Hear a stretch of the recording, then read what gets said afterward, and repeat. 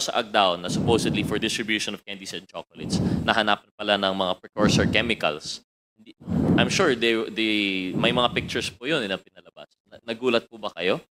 Honestly po, Your Honor, hindi ko po talaga alam na meron yung mga scrubber, yung mga gina-mention po ni Sir Wilkins. Wala po akong alam doon. Kasi pag pupunta po ako sa office, sa area, usually sa office po ako kasi nga ako ngayon nag-a-account po yung sa business po. Back po sa binanggit po ninyo tungkol sa Arlene apartment. Sabi po ninyo sa inyong apartment, 5 po kayo, no? That's, 6. Ikaw po yun, yung inyong asawa, yung inyong kapatid, mother-in-law, father-in-law, at kasambahay. Tama po ba? Anak ko po. Ay, at anak pa. So, 7. Tapos, yung in the other rented apartments na mga Chinese nationals rin, may naalala po kayong number kung ilan po sila doon? Ilan pong... Yung, kasi kami, door 1 po kami, Your Honor. Tapos yung door 2, si din yun ang apelido, pero hindi ko sila kilala. Mga Chinese din yun.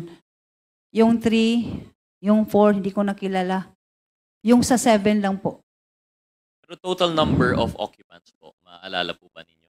In addition to the 7 na kayo po sa inyong apartment. Hindi ko talaga maano, Your Honor, kung ilan po talaga yung sila. Kasi nung dinala po kami doon sa PDEA, pinasakay po kami lahat, pero hindi ko po alam kung ilan kami at that time po, Your Honor. Sa bagay po, no, inamin naman ni Mr. Villanueva na nung kinuha po kayo from Arlene apartment, separate na po kayo to different offices. So hindi sabay-sabay yung based on the blotter na 13 personalities. Sige po. One last question po, no, kasi sana po naintindihan po ninyo na naramdaman ko po yung sinasabi po ninyo earlier to the Honorable Chairman. Masakit po na balikan tong experience. Pero I hope you understand, kailangan po namin ito kasi nga po marami ng mga pieces of evidence and testimony na lumalabas ulit. This is why we have to revisit po yung nangyari. And one of those mentioned was that of, 2 of them actually, yung testimony ni Arturo Las Cañas and ni Colonel Asier. At may nabanggit po na personalities dito. Nung una, si Mr. Hong Ming Yang na naitanong na po sa inyo and you confirmed na kilala po ninyo. But I also have to bring up si Mr. Johnson Chua, and I think this was also questioned by, I think, Chair Barbers, I think. Kilala niyo po ba si Mr. Johnson Chua? Kilala ko po siya kasi siya po yung nag-rent ng door 7. So kasama rin po siya sa Arlene apartment? Opo.